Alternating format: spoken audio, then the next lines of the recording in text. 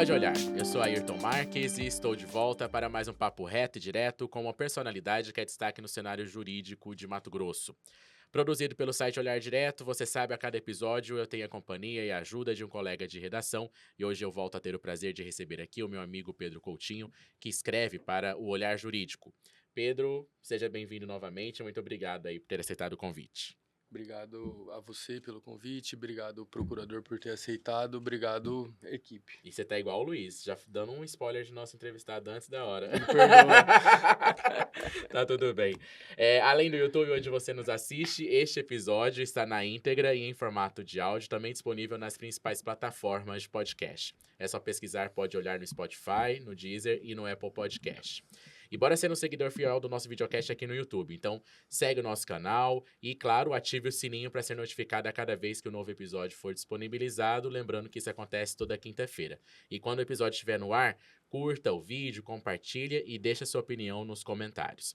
E se você quer saber informações dos bastidores, como são feitas as nossas gravações, segue a gente nas redes sociais. Em qualquer uma delas é só pesquisar Olhar Direto Oficial.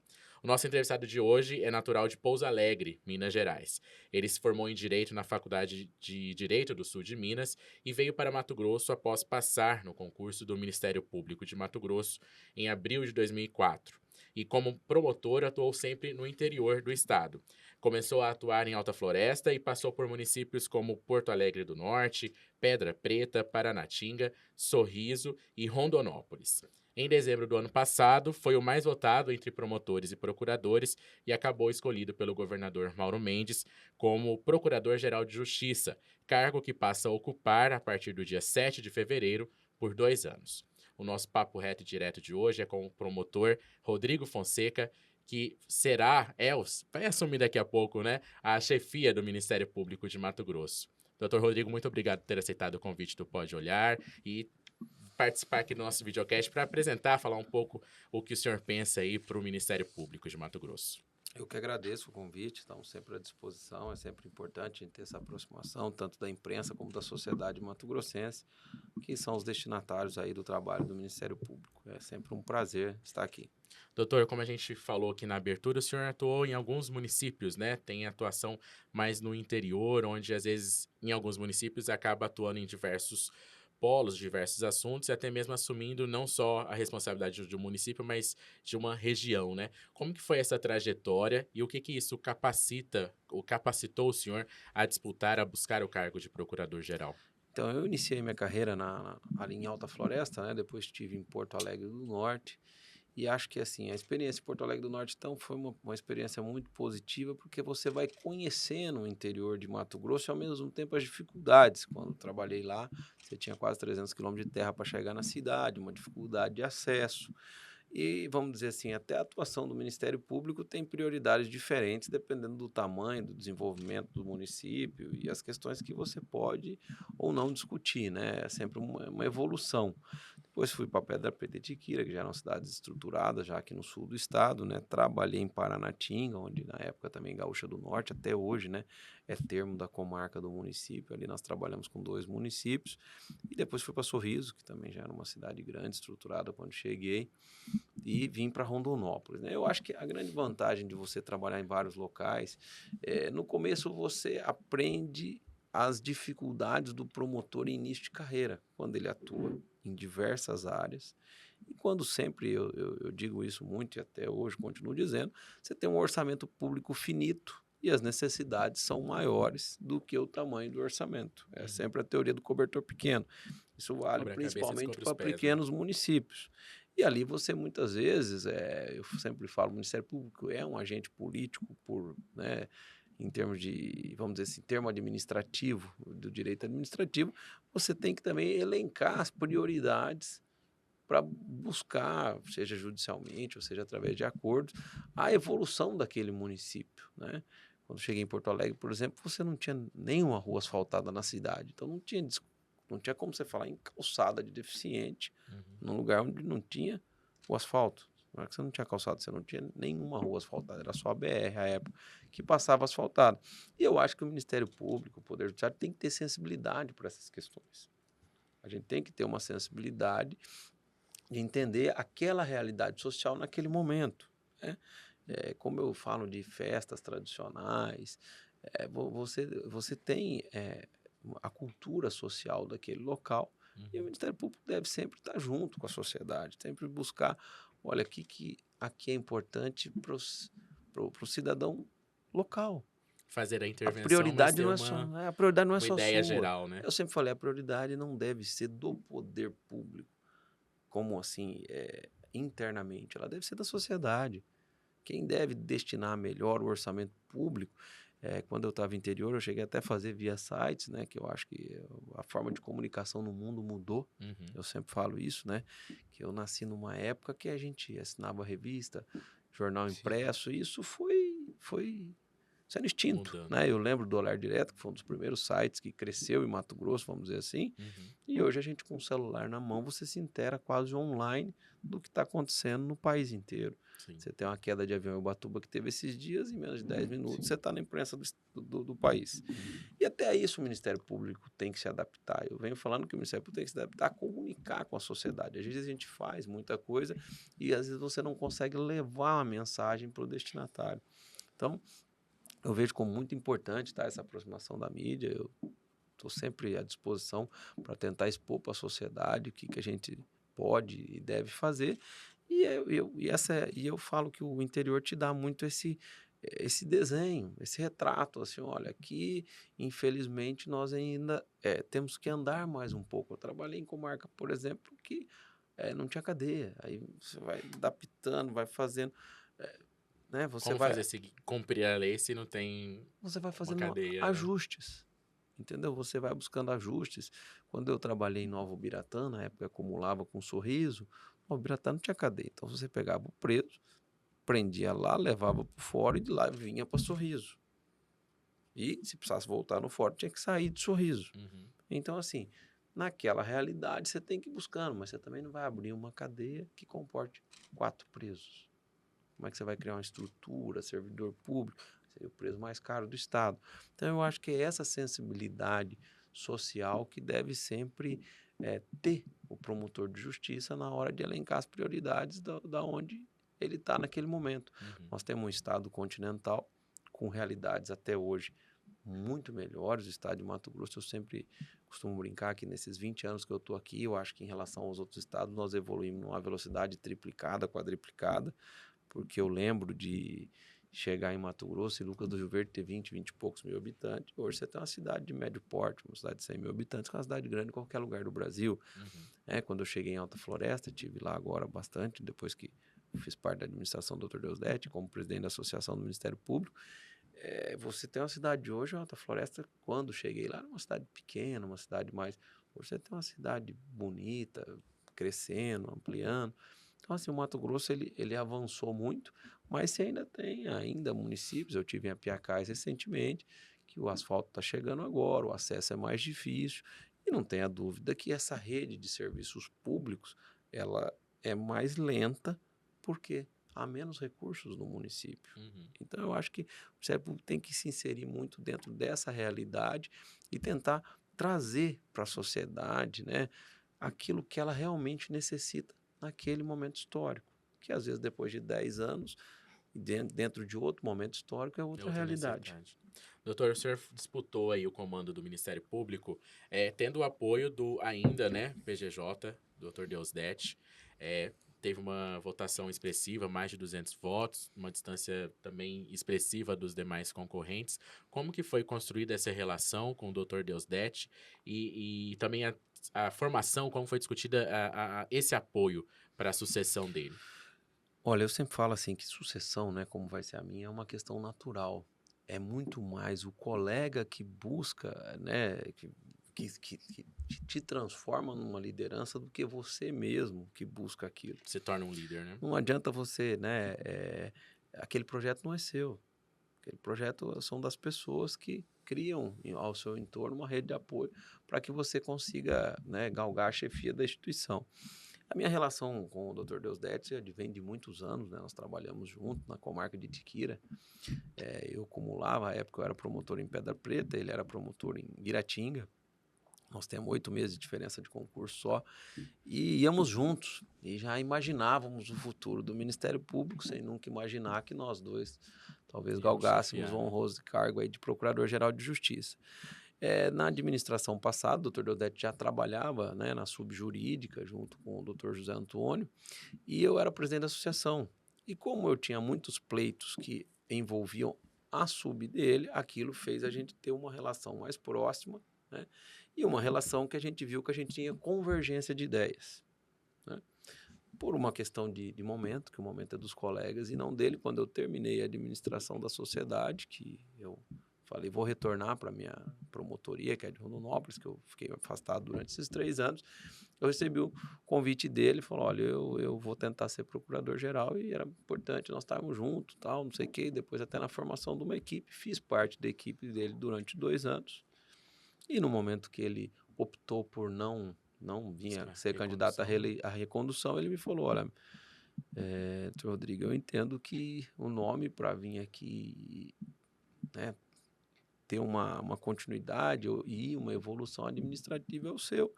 A gente acabou sentando, né, com um grupo de pessoas que faziam parte da administração e acabou que tendo um consenso, olha, esse momento é um momento oportuno. E foi quando eu construí minha candidatura, né? Eu sempre falo que ela não era uma candidatura minha, né? Eu acho que isso é uma questão muito importante em qualquer seara que você vá, né? Vamos dizer assim, político, institucional. A candidatura sozinho ela é muito difícil. Então você tem que construir um grupo de apoio que fale, olha, o projeto é nosso. A partir da hora que vira nosso, ele é de todo o Ministério Público. E aí ele tem uma chance de êxito maior. Doutor Rodrigo, e esse processo, né, de formação da lista tríplice, que é encaminhada ao chefe do executivo, evidenciou um racha de um grupo que já estava no comando da instituição há algum tempo, que apoiou o Deusdedit e que houve, a partir do momento que ele não vai à recondução e apoia o nome do senhor, há esse racha, e aí o senhor enfrenta até mesmo o antigo PGJ, que é o José Antônio Borges, que havia apoiado o Deusdedit, né? O que de fato causou esse racha nesse grupo e qual que foi o impacto também que essa divisão, esse racha causou dentro da instituição na relação entre promotores, procuradores? Não, eu acho que terminada a eleição, nós somos todos uma instituição só, né? Eu sempre falo que nós estamos no mesmo barco, e eu ainda dou o exemplo para os colegas durante o processo eleitoral, né? Isso é igual você estar num avião. A partir da hora que você está dentro dele, você passa a torcer pelo piloto, porque você está no mesmo avião. Se for Se mal, der errado senhor, para ele, vai dar errado para todo mundo que está dali para trás no avião, né? Então Sim. eu falo assim, não tem nenhum racha, não temos, são todos colegas, doutor Carlos Eduardo, doutor Zé Antônio, grandes colegas que a gente tem uma grande, né, um respeito e uma admiração, ambos mais antigos que eu na instituição, inclusive. E assim, ali é um conflito de ideias, que é normal na política. Uma parte tem um projeto, outra parte tem outro, né? Eu tenho uma ideia muito fixa de que cargos administrativos ali mais próximos ao procurador-geral não devem se eternizar. Eu acho que é necessário uma troca, porque Essa você vai ali deixar, representação, né, que falam. você vai ali deixar a sua contribuição.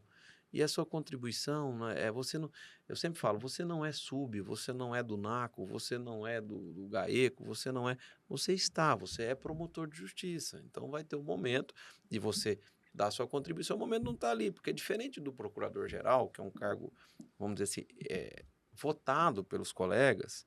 Esse, se tiver um retorno, é um retorno que veio da classe, não dele. Agora, os outros cargos que ficam em volta e são nomeações diretas de quem está no exercício ali do cargo procurador-geral, eu entendo que não há uma positividade de você eternizar eles, porque você, às vezes, até não dá oportunidade de outras pessoas mostrarem o trabalho, também, né? Contribuírem naquela área. Então, eu entendo que é importante essa oxigenação. Como eu entendi, ela é importante. Algumas pessoas falaram, não é que não cabiam, já estavam lá há algum tempo e entendiam que deveriam permanecer. Isso acabou causando uma certa divergência. Eu acho que a política tem que ter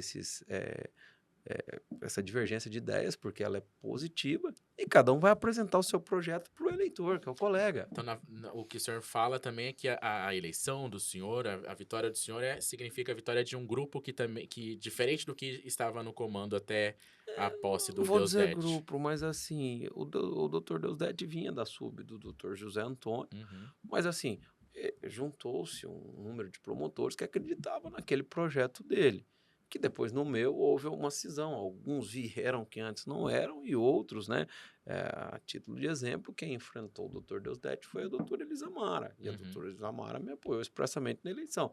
Então cada um agregou aqueles que acreditavam naquelas ideias, naquele momento histórico ali da eleição. E a gente acabou saindo com um projeto que foi vitorioso entre os colegas. Uhum. Doutor Rodrigo, o cargo de procurador-geral acaba tendo, além do papel institucional, né, bastante força política. Ele participa de muitas decisões. O senhor até falou desse interesse, dessa preocupação que deve se ter também com a política pública, com a questão dos municípios e do Estado. E o atual PGJ, Deusdedit, ele foi até duramente criticado por conta de um suposto alinhamento excessivo com o governo do estado em alguns momentos desses últimos 2 anos, em algumas questões que levaram a este questionamento do alinhamento do Ministério Público com o Poder Executivo. Como que o senhor avalia que deve ser essa relação do Ministério Público com os demais poderes?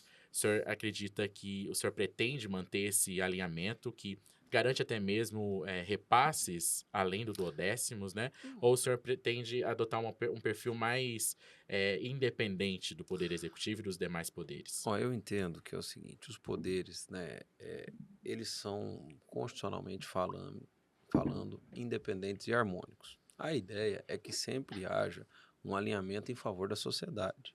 Então, é difícil a gente falar disso de forma muito genérica, né? Há uma interdependência enorme entre os poderes, né? Você pega, por exemplo, o governador não consegue se movimentar, até mesmo orçamentariamente, sem Assembleia Legislativa. O Ministério Público não tem uma dependência grande do Poder Judiciário, que é para onde a gente leva as demandas. Se o Poder Judiciário não funcionar, a gente indiretamente não funciona junto.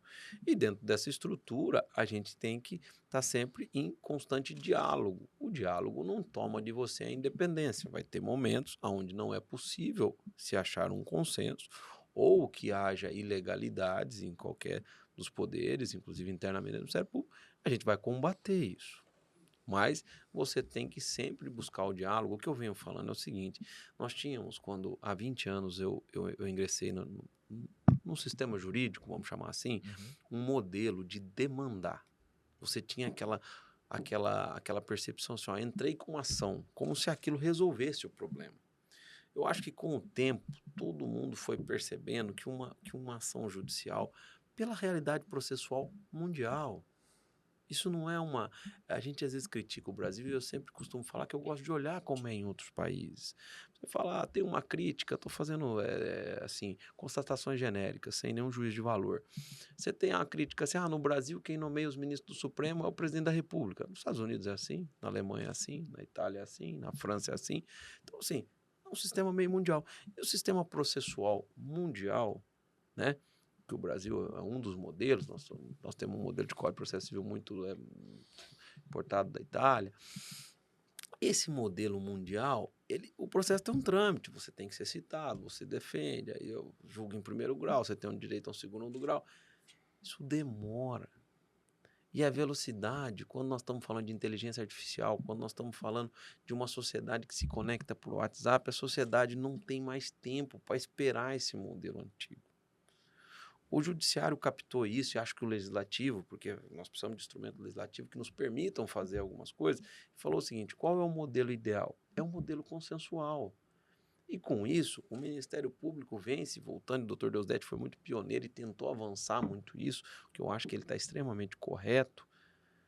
Ele tentou avançar no quê? No diálogo consensual. Olha, nós temos um problema. Porque eu sempre falo, você tem um problema ali, vamos, né? A título de exemplo, a prefeitura precisa fazer um lar para as crianças. Ok. Eu vou entrar com uma ação. Entre Para entrar, obrigar a fazer. ganhar, manter e executar, daquele prefeito que estava lá, acabou o mandato. Uhum. Isso é 4, 5, 6 anos. Se eu consigo um acordo para executar em 24 meses, ele é extremamente vantajoso à sociedade destinatária do trabalho. Então você não consegue ter uma evolução verdadeira se não houver esse diálogo. Agora, é óbvio que o diálogo em alguns setores ele não é possível, né? Quando você está tratando de ilegalidades, de questões, você tem um crime, é diferente. Uhum. Mas mesmo no crime, você vê que hoje você tem a NPP. Por quê? Eu costumo falar, antigamente você ia lá, passava uma tarde ali discutindo crimes de trânsito. Onde você tem cidadão de bem, pessoas que cometeram um erro específico, causou uma lesão corporal em alguém num acidente, dirigiu num dia que bebeu, ou pegou e houve um atropelamento, enfim. E você ficava ali discutindo um processo que na maior parte das suas vezes prescrevia, e você não tinha nenhum benefício para a sociedade. Uma vez, numa substituição, participei uma tarde de Rondonópolis, se levanta 300, 400 mil reais para utilizar para obras sociais. E o sujeito que errou teve uma pena, teve uma sanção pecuniária. Então, você tem um resultado mais positivo à sociedade. Se você for ver, eu venho preconizando isso, já falei isso em outras entrevistas, o combate à corrupção. Antigamente, se você for pegar um momento histórico de 10 anos, a cada ano se recupera mais dinheiro em favor da sociedade. Mas grande parte é através de acordo. Grande parte é através de acordo. Só que você tem ali um histórico que você recuperava 2 milhões por ano, 5, 50, 70, 90. Ou seja, você está tendo uma evolução grande nessa recuperação de dinheiro público. Só que as formas estão mudando. Antigamente você demorava 15, 20 anos para chegar na execução de sentença. E às vezes a hora que você chegava não achava patrimônio. Hoje você está antecipando. Então, assim, eu acho que o Dr. Deodete tem uma relação muito boa e ela deve assim ser. Só que assim, esse tipo de relação, eu sempre falo assim, que é muito complexo para a gente que está do outro lado. Porque se você é próximo, dialoga e tenta resolver, te imputam que você é muito próximo. Se você fica distante e muito independente, eles te falam que você não resolve nada e que o Ministério Público atrapalha o desenvolvimento da sociedade.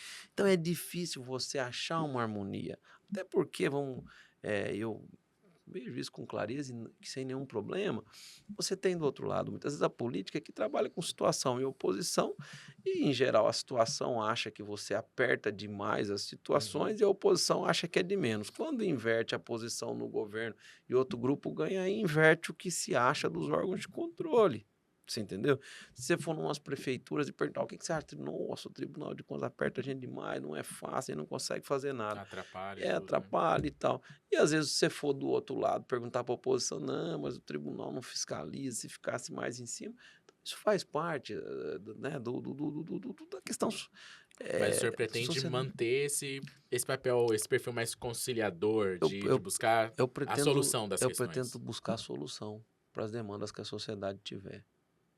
Eu sempre falo que por onde eu passei, eu tentei, seja em qualquer seara, família, eu sempre falava em audiências para os pais, falava, ninguém melhor para dizer a melhor forma de dividir a criação dos seus filhos que vocês dois.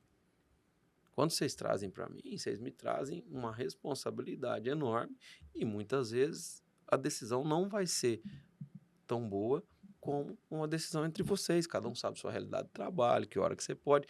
Não é diferente. Você tem uma demanda social, nós estamos com um problema porque caiu uma ponte. Se todo mundo sentar e falar, bom, uma coisa é unânime, a sociedade precisa que essa ponte seja colocada no lugar. Agora vamos discutir junto a melhor forma, e aí é óbvio que cada poder ou órgão independente vai ter sua percepção e cada um abre mão um pouquinho para se chegar num consenso e resolver aquele problema da sociedade. Essa é a minha visão. E você vai ter algumas cisões, vai ter uma ação ou outra, vai ter uma discussão ou outra, vai ter uma hora que vai ter uma DIN, vai ter uma hora que vai ter uma DPF, vai ter uma hora que vai ter uma operação contra ilegalidades. Normal, isso faz parte da sobrevivência da democracia, né? Agora, isso não pode acabar... O Ministério Público não vai deixar de atuar por ter uma boa relação com o governador, se algo estiver errado. O Ministério Público, sempre que tiver ilegalidades e elas forem trazidas ou a gente descobrir elas na atividade rotineira, elas vão ser combatidas, sejam feitas por quem for. Doutor, ainda sobre a imagem do Ministério Público, a gente, em órgãos ligados ao sistema judiciário, a gente sempre tem questionamentos da sociedade em relação aos salários, aos altos salários, considerados altos salários, que destoa aí dos salários, dos subsídios de grande parte dos servidores públicos e, claro, da sociedade, né?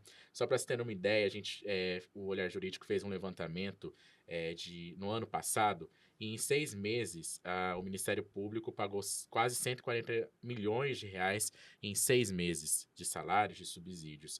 Em vários casos, né, de membros do Ministério Público, os olerites superaram em mais de 400% o teto constitucional que está fixado em 44 mil reais.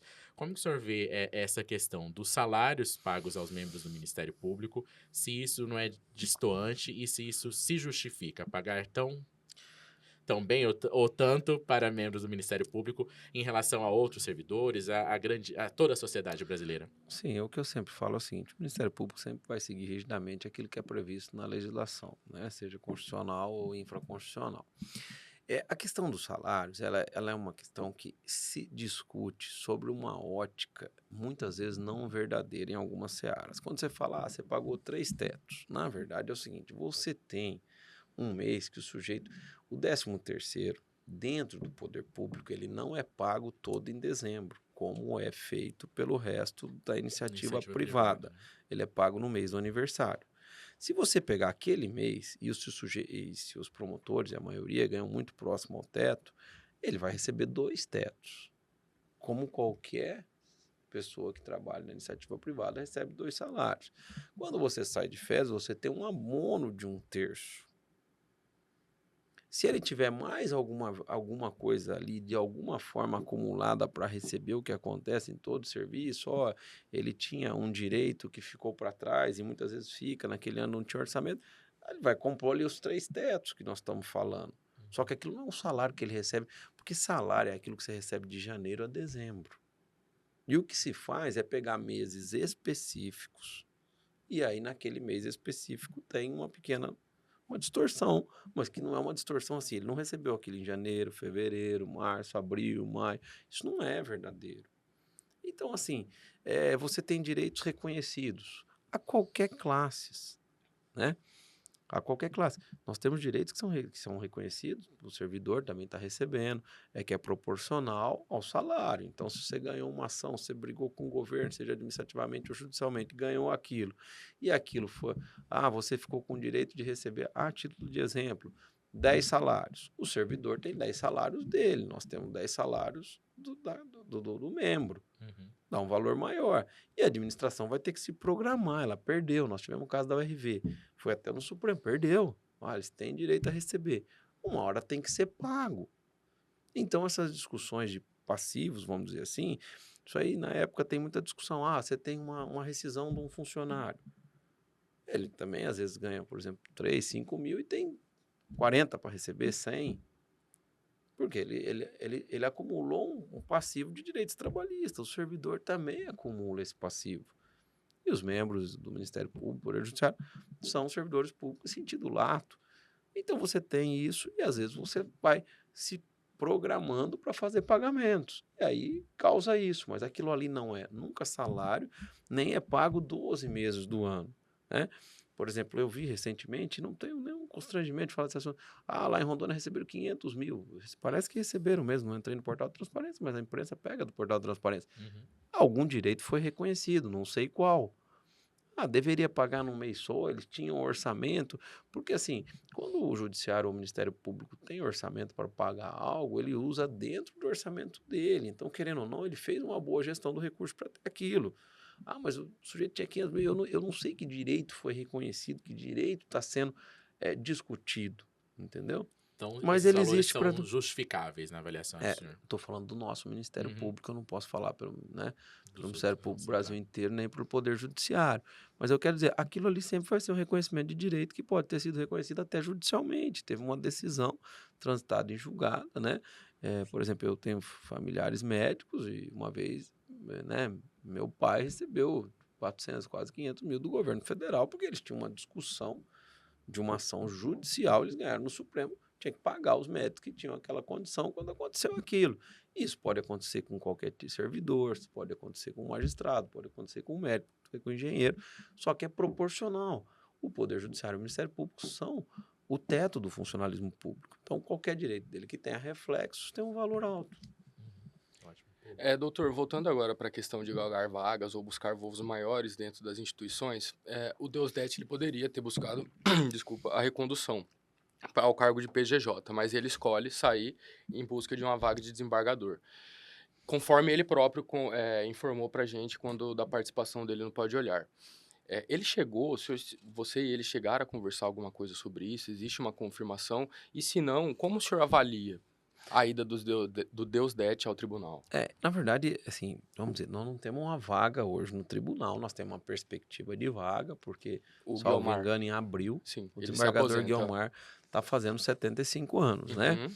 O Deusdedit já manifestou, né, inclusive internamente, que tem muita chance que ele concorra a essa vaga, né? É um direito de qualquer membro do Ministério Público, né? Nós temos, vamos dizer, eu sempre falo, o quinto constitucional é 1/10, né? Porque a gente divide com a OAB, então 10% das vagas de todos os tribunais do Brasil, elas pertencem a membros do Ministério Público. Se você acha que você pode contribuir, né? O doutor Deusdedit é um grande jurista, está dentro das prerrogativas do cargo, você concorrer, e ele pode usar essa prerrogativa agora no futuro próximo, né? Como os demais colegas podem usar. A gente manda uma lista de 6 nomes. Eu costumo falar que no quinto constitucional quem menos decide é a gente internamente. Sim. Porque se você for ver, nos nossos últimos 2 quintos, vamos falar dos mais próximos, um só tinha 4. Então a gente sobrou, teoricamente, 2 vagas. O último já teve uma concorrência maior. Se não me engano, foram 9, ficaram 6. E depois você vai ter submetido o nome ao tribunal, que deixa 3 é o governador. Então, assim, é uma prerrogativa dos membros do Ministério Público. E aí, quem passar pelo processo eleitoral, né, é importante para nós, né? Porque eu falo assim, quando você leva os membros do Ministério Público ao Tribunal de Justiça do Brasil inteiro, aos TRFs, você leva também, muitas vezes, a visão e as bandeiras da instituição para lá. Então, assim, o quinto é importante, como é para a OAB. É uma forma de você levar para o tribunal as perspectivas da classe, aonde talvez haja uma discussão de direito que, olha, ali no Ministério Público há uma reclamação muito grande quanto a essa interpretação. Então é importante que a gente tenha desembargadores. É um sistema constitucional. Pluralidade de visões, É né? um sistema constitucional que vige há muitos anos, né? E é um sistema constitucional que eu falo importante, que você tem, inclusive, nos TREs, né, na Justiça Eleitoral. Então, eu acho assim, você ter uma pulverização de informações, você ter uma pluralidade de ideias, é muito positivo para a sociedade. Porque toda vez que me falam, que eu estou falando, porque tem uma crítica muito assim, eu vejo, da sociedade exacerbada, da forma de ingresso em geral nos tribunais superiores, porque é uma indicação mais pessoal do presidente da República, né? É formada uma lista, mas ele no pode... caso do STF nem tem Nem lista, tem isso, né? direto a formação. No caso do STJ tem lista, que é interna pelo STJ. E eu costumo falar o seguinte, vocês conhecem algum sistema alternativo que seja mais eficiente? Porque se a gente fizesse um concurso para o STF, você também teria problemas. Um número enorme de O candidatos, dinheiro que ia talvez ser... uma visão técnica que para um tribunal superior de cúpula seja assim perigosa para a sociedade. Porque quando você tem decisões de repercussão, que às vezes a gente discute pouco no meio midiático, mas quando se discutiu a contribuição dos inativos, eu não estou aqui fazendo um juízo de valor que está certo ou está errado, mas, vamos dizer, os estudos diziam que se aquilo não fosse aprovado pelos tribunais superiores, você corria o risco de gerar um colapso no país. Então, tem decisões que elas têm que ser analisadas sobre vários aspectos.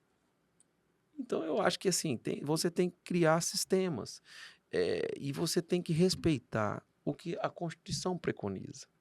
Eu costumo falar assim, aqui no Brasil a gente questiona algumas questões e que eu vejo em outros países. Você pega o sistema eleitoral americano.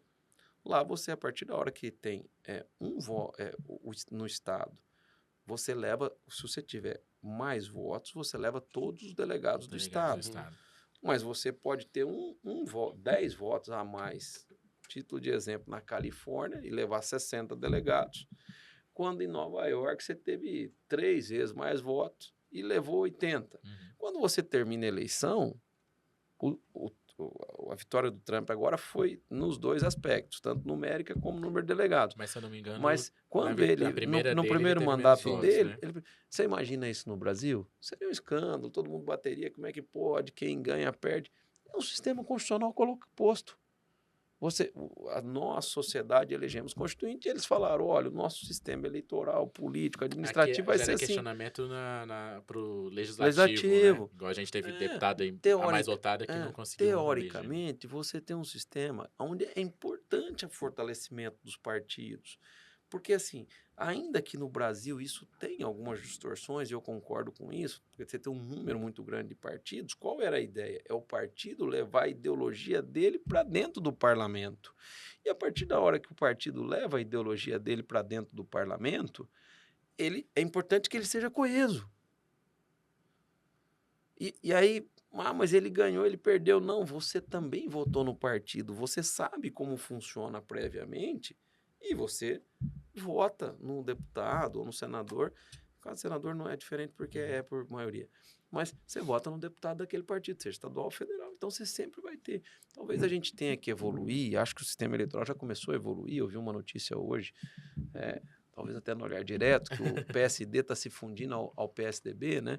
Essas discussões. Então, assim, você vai aos poucos enxugando os partidos e é importante esse fortalecimento do partido, porque é uma forma de você ter... Porque você imagina numa democracia como a brasileira, você ter, tipo, 40, 30 partidos. Imagina o chefe do executivo para conseguir fazer, aprovar as coisas necessárias à sociedade. Então, você tem um sistema posto, é o que eu falo, o Ministério Público tem um sistema posto.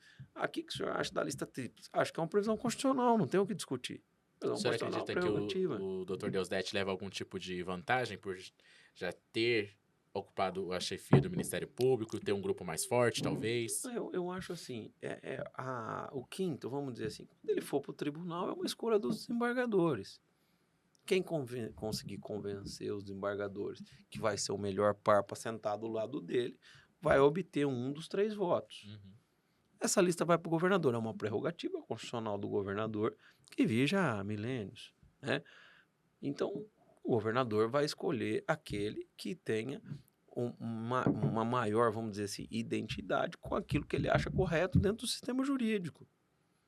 E isso me parece totalmente normal. É o que eu falo, quando você pega, nós tivemos uma mudança de ideologia no governo federal. É evidente que as nomeações vão ter uma mudança de ideologia.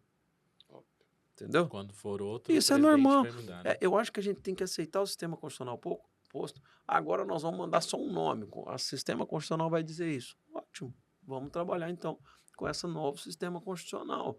Mas eu acho que, você vê, a Constituição americana é a única, com pouquíssimas emendas. Então, assim, se você tem um sistema constitucional posto e ele está funcionando, né, de forma boa, razoável, porque a democracia ela passa por depurações. Tudo isso que acontece no Brasil eu vejo como extremamente normal. Eu vejo algumas discussões, olha, mas é normal, vai ter ideologias, vão ter ideias, porque a política nada mais é do que você levar um grupo de ideias para a mesa.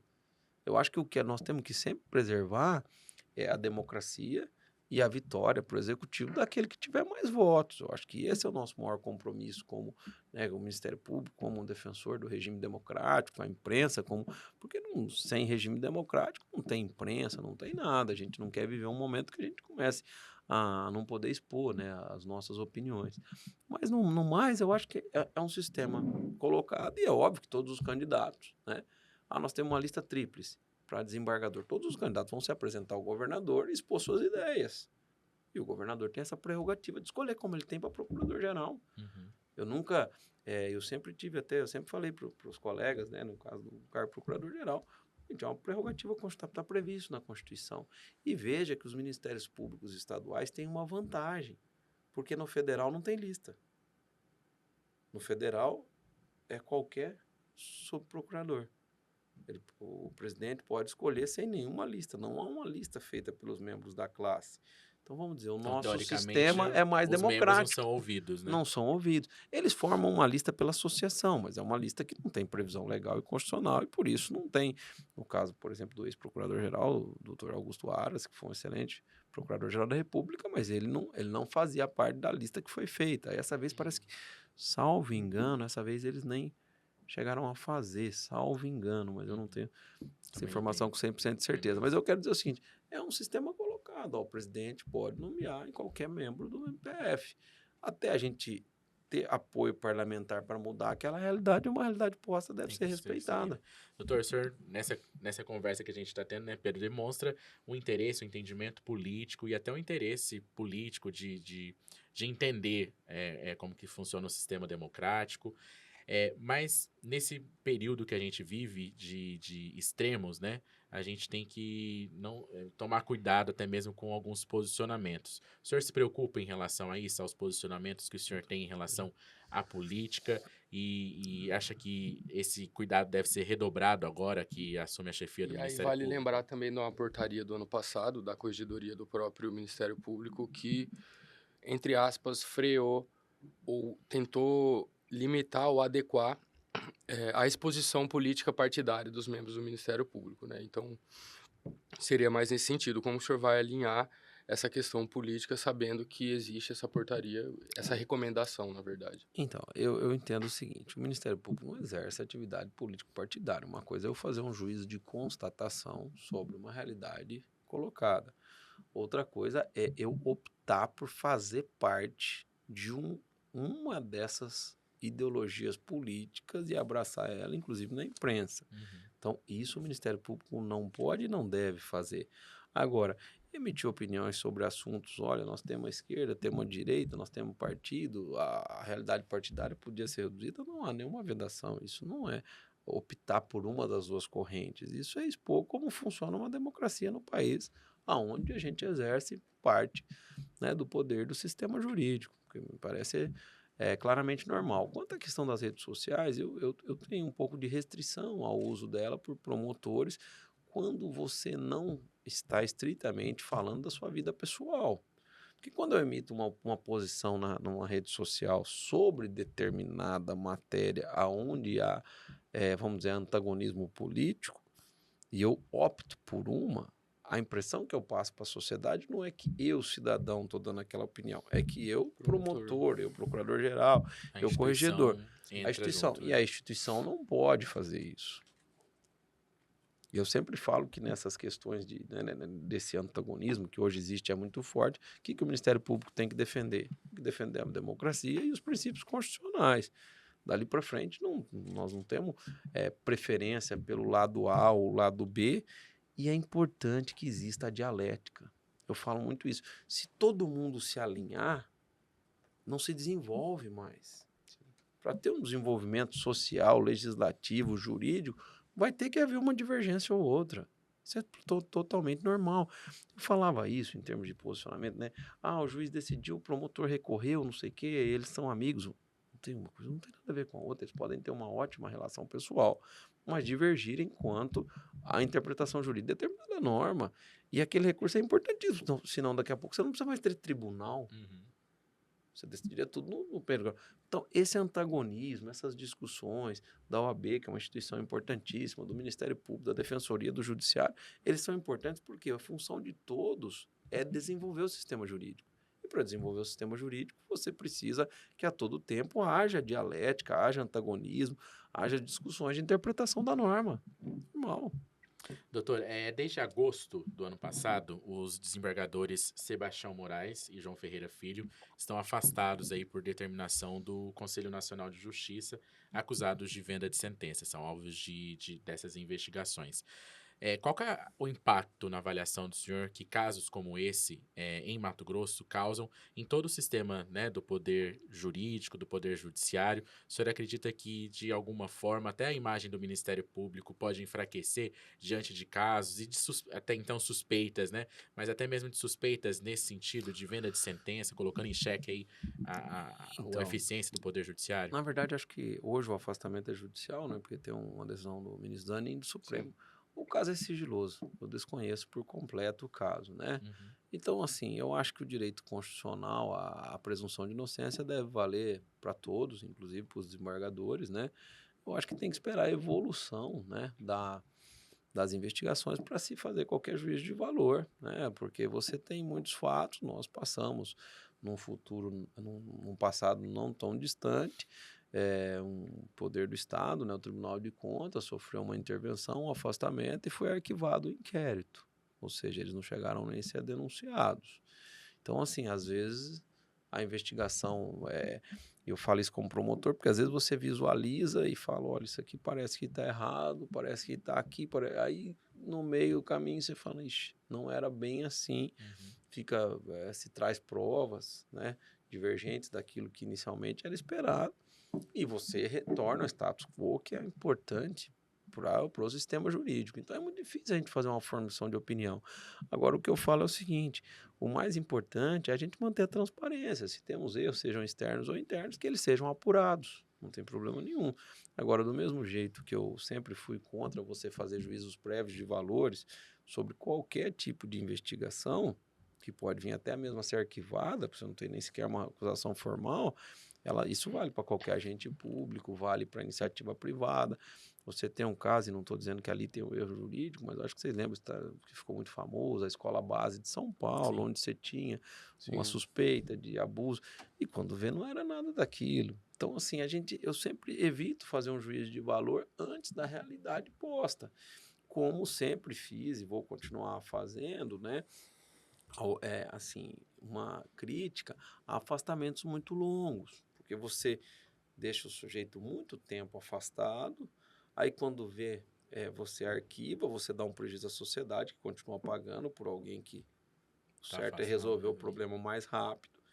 E se você demorou tanto tempo e ficou ali investigando, porque o que se tem hoje de muita discussão dentro do novo CPP, né, que é uma parte mais penal, mas seja a parte administrativa ou criminal, você tem um limite de duração do inquérito policial. Sim.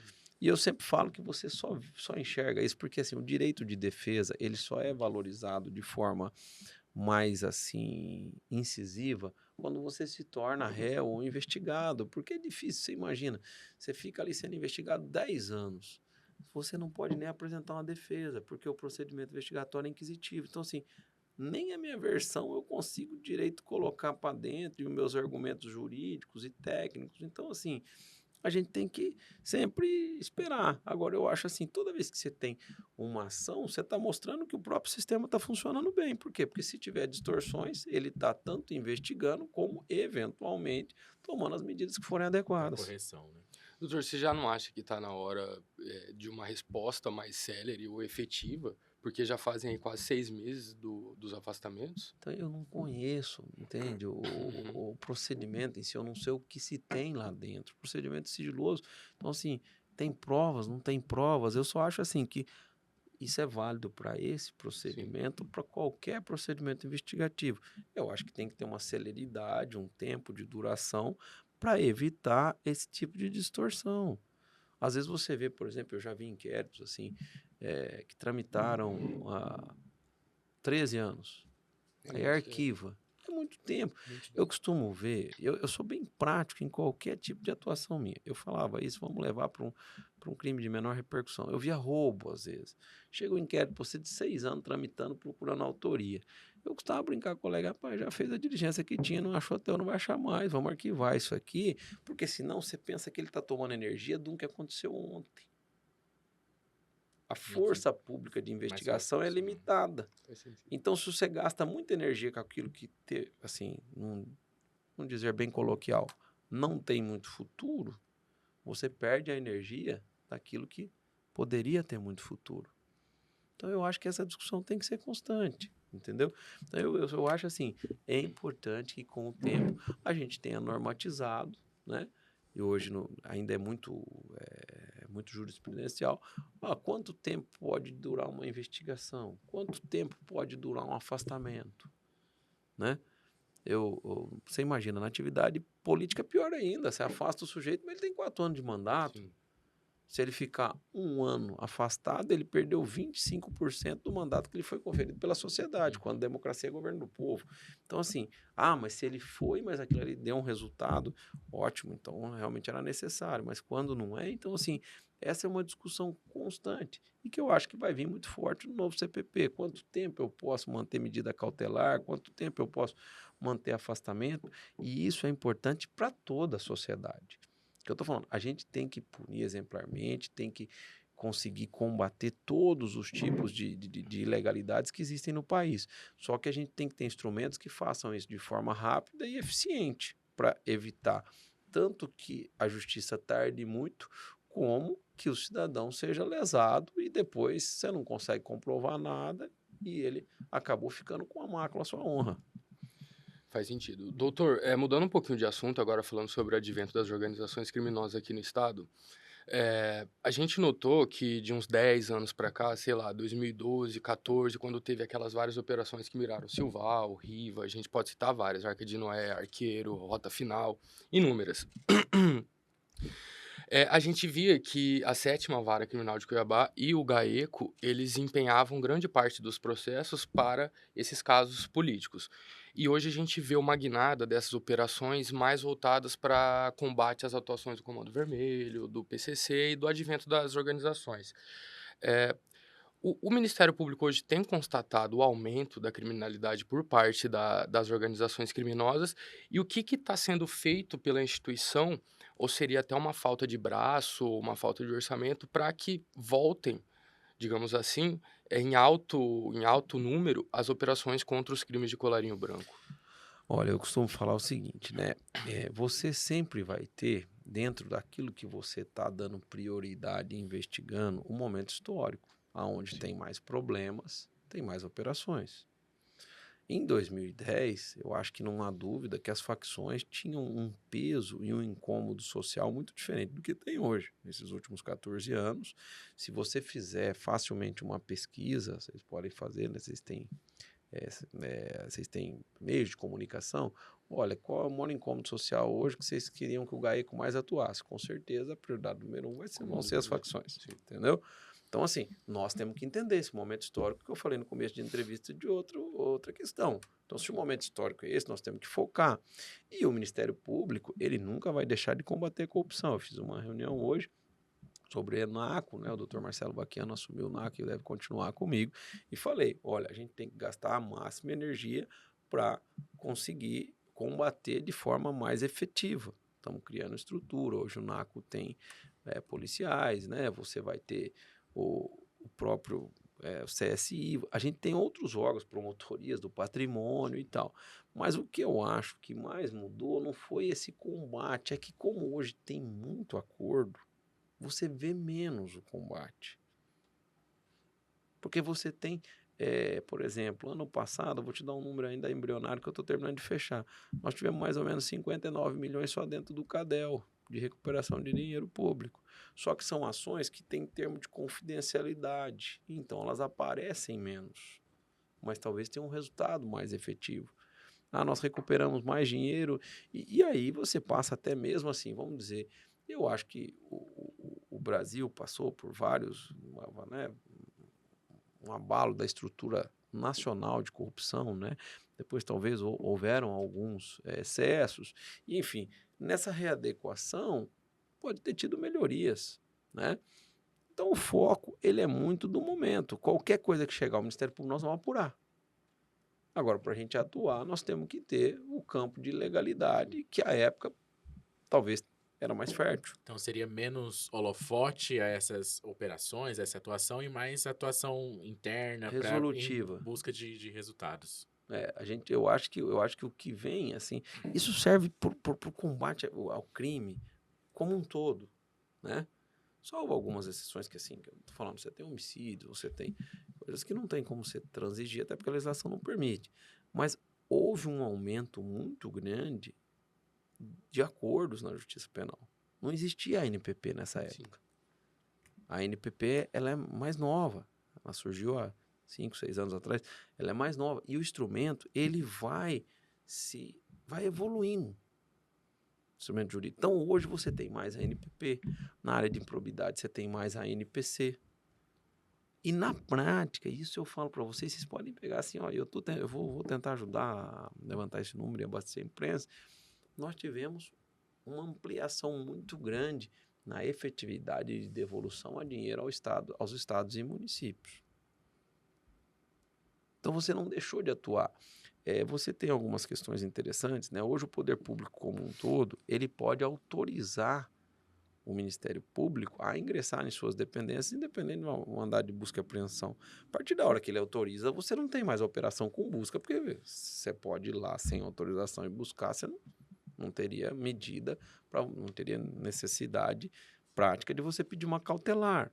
E hoje tem muitas, né, prefeituras, tem o governo do estado, ele autoriza. Então, quando você precisa, você teve algumas questões de discussão com o governo do estado, a SEMA já teve algumas discussões, normal, só que você não precisa da busca, que é o que mais, vamos dizer assim, aparece externamente, né?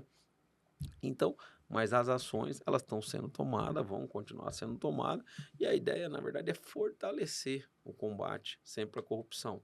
E eu ainda falo mais, que eu venho falando internamente, com a inteligência artificial, a gente tentar desenvolver também materiais de prevenção. Com certeza. Porque a gente atua muito depois que a coisa já aconteceu. Leite derramado, né? E eu falo para os colegas, a gente ainda não tem uma atuação muito efetiva, tem um problema de pessoal, até mesmo de análise de dados, mas com a inteligência artificial, a gente pode... aquela empresa está concorrendo à licitação, já deu problema em 3 estados. Opa, o Ministério Público tem que acender, às vezes, a luz, né, amarela, olhar aquilo com mais calma, de forma rápida, e, às vezes, impedir que aquilo aconteça, né? Porque você tem um problema, o que eu digo é o seguinte, a gente tem um problema enorme no sistema jurídico que às vezes chega um pouco tarde. É o que eu falo de desmatamento. Abriu a floresta, lá tem 1.000 hectares desmatados. Eu falo, bom, o certo era ter pegado quando tinha 2, 3. Como você às vezes não consegue fazer esse combate preventivo, quando você chega para minimizar danos.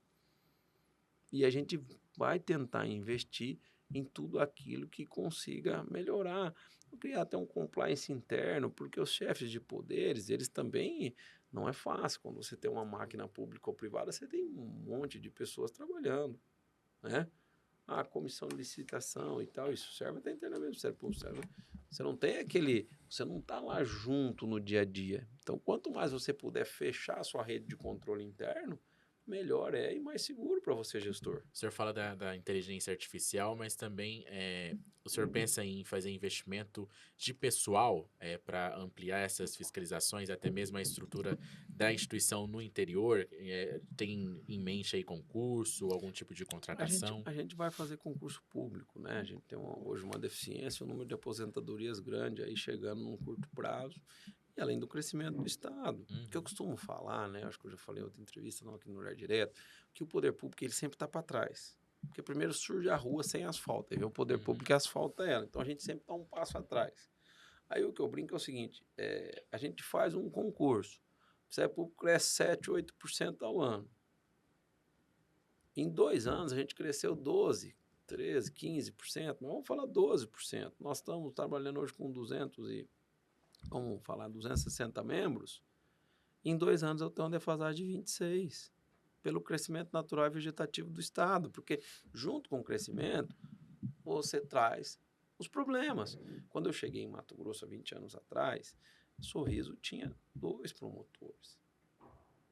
Hoje você tem 5. Quando eu cheguei, Rondonópolis tinha 7, tem 13. Então você vê, há um crescimento da sociedade, de pessoas, e há um crescimento dos problemas junto. É o que vocês estavam falando aqui de facção criminosa.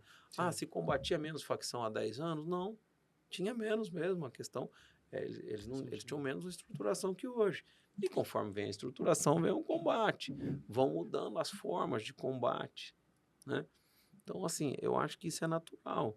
Agora, o Ministério Público tem um compromisso inarredável e sempre muito legítimo de buscar evitar e depois combater qualquer tipo de ilegalidade ou de desvio de função dentro do poder público.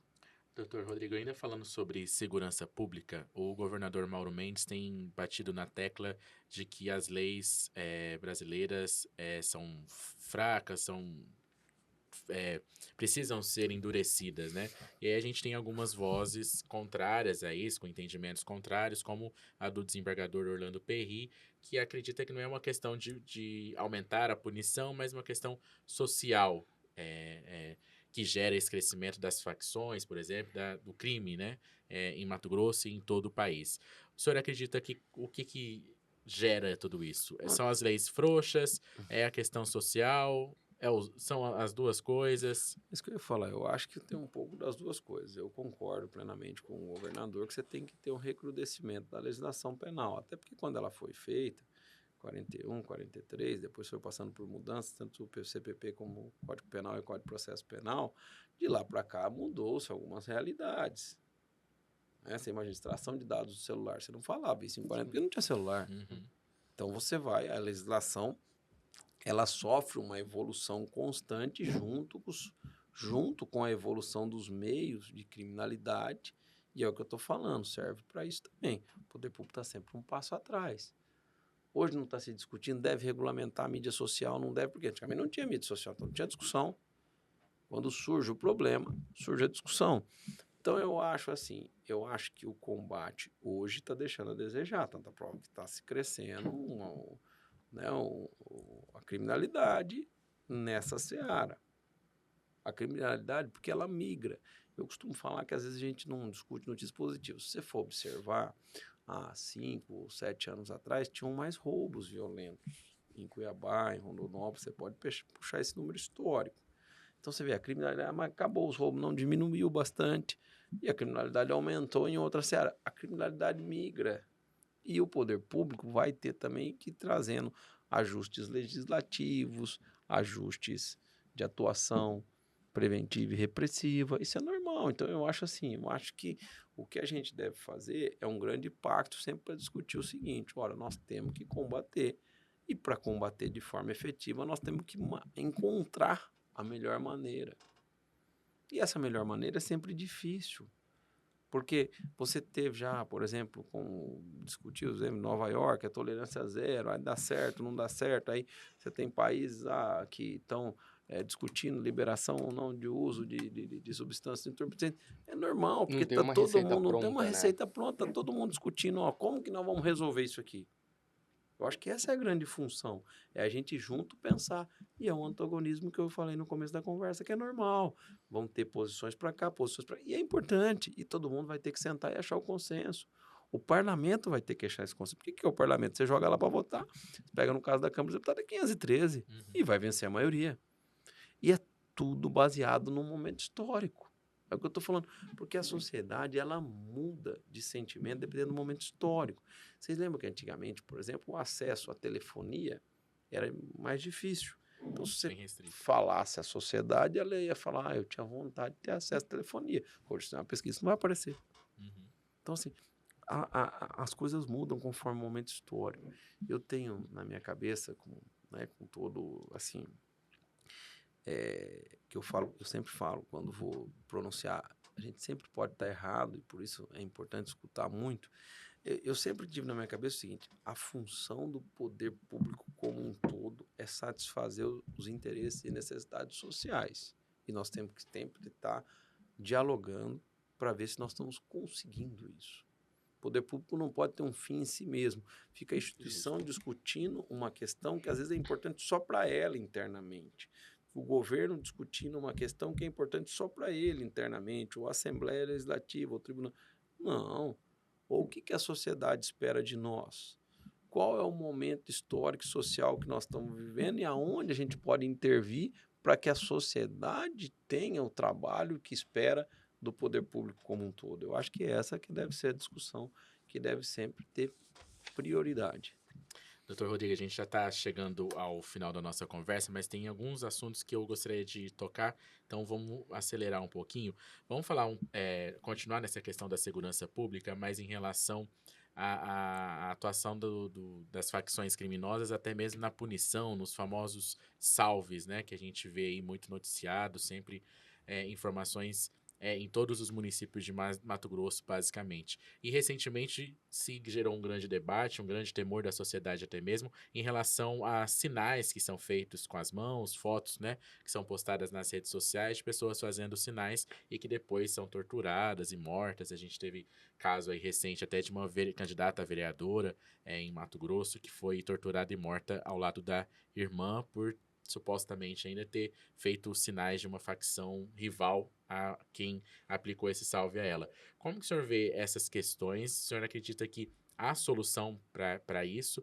Ou a sociedade vai continuar refém dessa questão das facções e tem mesmo é que parar de fazer sinal, de postar fotos nas redes sociais fazendo sinais que podem ser considerados de facções? O que eu venho falando é o seguinte, eu acho que nós temos um problema posto, né? O crescimento das facções. O poder público tem que estar entrelaçado, porque as facções, elas não têm essas subdivisões. Ah, nós temos polícia civil, federal e militar, e guarda municipal. Só que a facção não tem essa divisão. Então, esses 4 órgãos fazem parte do sistema de segurança público nacional. Eles têm que estar integrados. Ministério Público, Poder Judiciário, Polícia Penal, todo mundo tem que fazer um pacto de união de esforços e ir buscando as melhores formas de combate e proteção social. Porque o grande problema hoje, você vê, nós temos o Ministério Público do Estado do Mato Grosso, nós temos o Ministério Público do Estado do Mato Grosso do Sul, nós temos o Ministério Público do Estado de São Paulo, só que as facções não têm essas subdivisões de atribuição, competência. Então, em alguns combates, você vai ter que ter uma integração maior. Já há uma discussão, né, via Ministério da Justiça, mas eu falo isso das polícias, isso é competência da Polícia Federal, isso é atribuição da Polícia Federal, atribuição da Polícia Civil, mas a militar faz a polícia preventiva, a facção não tem isso. Então, você vai ter que ter uma maior integração entre os atores do sistema de segurança.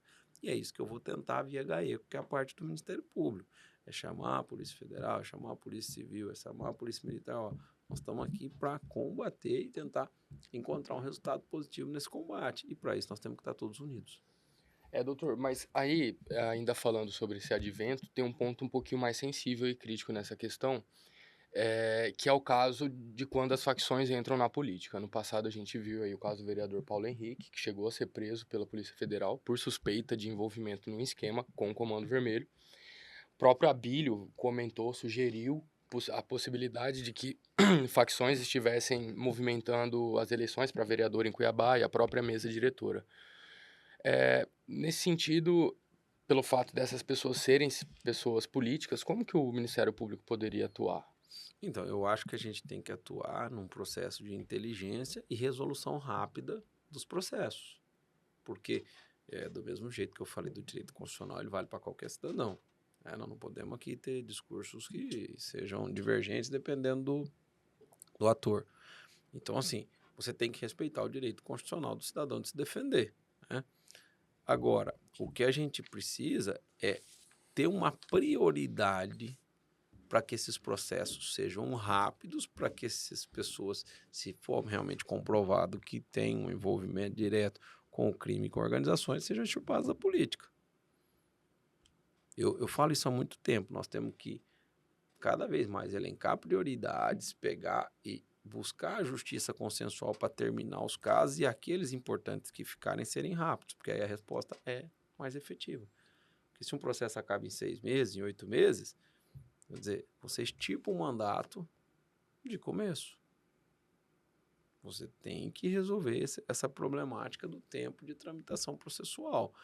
E eu acho que casos mais graves, você deve ter medidas cautelares para evitar até uma assunção, né? Quando você tem provas, ainda que a priori, mas mais robustas, né? Porque você não pode aceitar que se invada o poder público, né?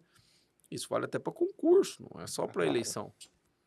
Você pode ter o sujeito faccionado prestando concurso, e às vezes passando e se miscuindo dentro do poder público, seja por um método ou outro, né? Tem casos até da facção Investindo financiando e investindo, né, advogados. Então, profissionais. a gente tem que trabalhar. Eu falo assim, eu acho que isso é uma matéria de prioridade pro Brasil. E a gente tem que fazer a nossa parte, né? Eu estou tentando estruturar o GAECO. E é o que eu falei de prioridade no começo. Desde o começo eu falei para o GAECO, olha, a gente tem que olhar o seguinte, hoje o que a sociedade mais clama na briga contra o crime organizado, combater as facções. Então, a gente tem que dar uma prioridade, o que não significa que nós não vamos fazer outro tipo de Esquecer combate outras às outras coisas. organizações criminosas. Mas você tem que ter uma prioridade, e quando você começa a eleger um leque enorme de prioridade, nada vira prioridade e você volta para a vala comum. E, doutor, você acha que dá tempo de obter êxito em 2 anos? Então, essa questão da continuidade, o Ministério Público não acaba nunca. A gente Ah, vai claro. apresentar o projeto nosso, né? E se a gente começar a ter êxito, né? E esse êxito não é do Ministério Público sozinho, eu não me iludo. Se não houver uma integração do sistema de segurança pública, eu falo que o Brasil, ele fracionou muito o sistema, aí é uma opinião pessoal minha, ele fracionou muito o sistema de segurança pública, aí tem a PRF, tem a PF, que vocês até estavam discutindo uma fusão, né? Uhum. Aí tem a Polícia Civil, tem a Polícia Militar, tem a Guarda Municipal. Então, tudo bem, não estou dizendo que é para a gente fundir tudo, mas a gente tem que integrar Faz sentido. no combate ao crime. Você tem que integrar. Você imagina que às vezes eu estou investigando e buscando uma informação que a Polícia Federal já tem e eu estou gastando dinheiro público e energia para obter uma coisa que outra instituição já tem. Se é todo mundo integrado, você triplica, quadriplica a força de trabalho. Você tem muito no Brasil questões que são investigadas em 3, 4 polícias. Está a inteligência da Polícia Militar, está a inteligência da Polícia Civil, está a inteligência da Polícia Federal e às vezes é da PRF. Isso gera questionamentos também até da competência, né? De às Atribuição vezes o de Ministério tudo. Público realiza uma investigação que tempos depois vai ser anulada ou repassada para a esfera federal, por exemplo, que aí se perdeu todo esse tempo, né? É, por isso que eu estou falando. A gente tem que discutir a todo tempo a integração. Eu não vejo como outra forma. Eu falava isso no Ministério Público, Ministério Federal. Às vezes você tem as discussões em Brasília. Não, mas isso aqui é nosso, isso aqui é do vocês. Eu falo, gente, deixa eu te falar, a sociedade quer que a gente resolva. Por que fica essa discussão aqui? Vamos para cima de resolver. Se é Doutor, nosso, é seu, vamos fazer em conjunto. só para a gente encerrar, outra questão, outra discussão ligada à segurança pública é em relação à violência policial, né? A violência que atinge principalmente a população, segundo pesquisas, a população jovem, preta e pobre. E aí, uma das alternativas para se combater essa violência policial, esse abuso policial, são as câmeras nas fardas dos policiais militares. Há uma grande discussão, gente a favor, gente contrária, como o governador Mauro Mendes. O senhor acredita que essa é uma ferramenta que pode ser utilizada e efetiva para diminuir a violência policial? Eu acho que a gente deve trabalhar no Brasil com dados mais técnicos sobre determinadas questões e menos discussões ideológicas. O que eu vejo no Brasil é que quando se surge qualquer tipo de instrumento, a discussão sai do campo da técnica e de dados técnicos verdadeiros sobre a melhor forma e vai para outro campo. Eu tenho uma percepção assim, que temos que fazer estudos técnicos mais detalhados e ver a eficiência que isso vai apresentar para a sociedade e os danos que isso pode causar para a sociedade. Porque primeiro você vai ter um custo. Então você vai ter que ter uma discussão se o poder público, por exemplo, quando teve a discussão do Estado de São Paulo, o Estado de São Paulo seria bilhões para colocar essas câmeras. Qual é o prazo de duração dessas câmaras, quanto custa manter esse sistema e tal. O quão eficiente ele é, o que eu não quero fazer um juízo de valor agora, porque eu não tenho opinião formada. Agora, a gente não pode fazer uma discussão no campo ideológico. Por exemplo, tem uma decisão do Supremo, né, que ela determina, ali no Rio de Janeiro, que em grandes operações, quando é contra populações vulneráveis, sei que é obrigatório o uso. Então, a gente pode discutir o uso. Agora, o uso constante é positivo à sociedade, quanto ele custa e quanto ele traz de retorno à sociedade, porque todos nós vamos pagar por isso, né? Eu não acho, não vejo nem resistência nem da própria polícia. A discussão é como, é a forma, é o diálogo para a gente chegar, olha, é efetivo aqui, não é ali. Porque você, por exemplo, você tem várias funções dentro da polícia. Você vai para uma câmara corporal, alguém que trabalha na inteligência, ficar dentro de uma sala, vai ter um custo, vai ser tudo, vai ser em operação, vai ser... Teoricamente não teria necessidade. Necessidade, entendeu? Então, eu acho que a gente tem que ter um diálogo no Brasil. A gente vai criando no Brasil, é isso que eu falo, alguns, vamos dizer, factoides que vão para discussões midiáticas e ideológicas e se afastam, às vezes, da efetividade. Por exemplo, antes da câmara corporal, eu acho que uma coisa muito positiva são as câmeras nas ruas.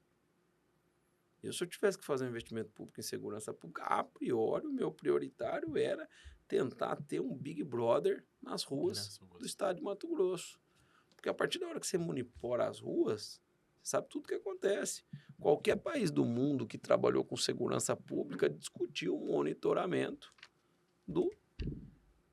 das ruas, dos prédios públicos, privados. Você imagina você ter uma integração, você já imaginou quantas câmeras privadas nós temos? Eu já discuti isso em pequenas cidades, quanto maior a cidade, mais difícil. Mas você imagina se a polícia tivesse acesso, o sistema de segurança pública tivesse acesso a toda a estrutura de, vamos dizer, monitoramento privado? O quão mais rápido seriam minhas informações? O sujeito cometeu um homicídio ali, ó, eu já tinha uma câmera ali que eu não precisava ir lá, porque aí você desloca o investigador, ele pede a imagem, vamos ver se tem. Se isso fosse uma integração, e óbvio que o cidadão teria que concordar, mas eu tenho certeza que 90 ou mais concordariam, a câmera que tem aqui no olhar direto teria acesso da polícia. Quando tivesse um crime aqui nessa rua, a polícia automaticamente... Então, o que é mais efetivo para a sociedade e custa menos? Ou custa igual? Então, eu acho assim, a nossa discussão é a seguinte, vamos melhorar a segurança pública, né? E as formas vamos discutir juntos. Se nós temos, em alguns locais de poucos profissionais, algum tipo de irregularidade, de desvio de função, vamos combater aquele mal profissional. Agora, quando você discute investimento público, quando você discute uma nova forma, você tem que discutir sobre dados técnicos e não sobre questões que todo mundo vai soltando. Eu sou favorável, eu sou contra. Eu costumo falar, para mim é como você falasse assim, a cirurgia é melhor abrir né, na horizontal ou na vertical. Bom, temos que sair de premissas técnicas e não do que eu penso sem nenhuma premissa técnica. Dr. Rodrigo Fonseca, muito obrigado. O tempo foi curto para tanto assunto que a gente tinha preparado aqui. Infelizmente não deu para falar sobre todos os temas que a gente tinha pensado e que são importantes, né? E que tenho certeza que os nossos espectadores gostariam de saber, mas é bom que fica aí já um convite, uma próxima conversa. Logo mais a gente convida o senhor novamente. Obrigado por ter estado aqui. Boa sorte. O senhor assume aí a chefia do Ministério Público na próxima semana, né? Boa sorte, a gente está sempre à disposição. Eu que agradeço o Olhar Direto, agradeço a todos aqui presentes, Pedro. Estamos sempre à disposição, o Ministério Público está aqui para expor suas opiniões, né? A gente trabalha de forma muito transparente com a sociedade, com a imprensa, e é o que eu estou falando, todos nós buscamos, inclusive, né, vocês da imprensa, a gente quer que a gente evolua os métodos, seja de segurança pública, de combate à corrupção, de maior transparência, de maior liberdade de imprensa. Acho que isso é um objetivo comum. E durante essa caminhada, a gente tem a dialética, tem as divergências que são naturais, bem-vindas, comuns, e que a gente consiga exercer isso de forma menos agressiva. É isso que eu peço a todos os dias. Vocês jamais vão ver eu fazer um ataque a qualquer outra instituição ou poder, até porque as instituições de poderes, ou a imprensa, a mídia, você tem problemas que são pessoas e são minoria. Não é um problema. Hoje a gente teve um repórter que teve um problema e praticou um delito, ou qualquer pessoa do poder público.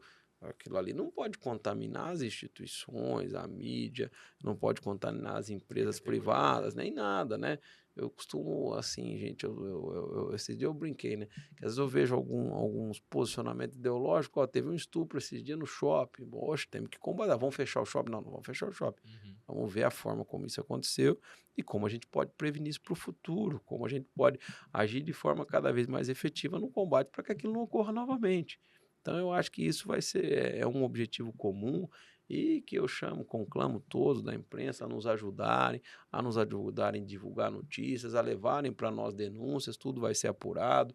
Às vezes, algumas coisas têm sigilo, a gente não tem o que fazer, a gente é um cumpridor da legislação posta seja pelo Congresso Nacional, pelas Assembleias Legislativas, e vamos tentar exercer essa tarefa de forma mais eficiente possível.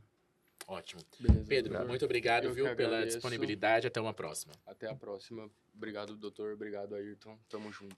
E você acompanha a repercussão deste episódio no nosso portal, é o www.olhardireto.com.br. Acompanhe a gente nas redes sociais também, é só pesquisar @olhardiretoOficial. Eu volto na próxima semana com mais um papo reto e direto. Tchau, tchau.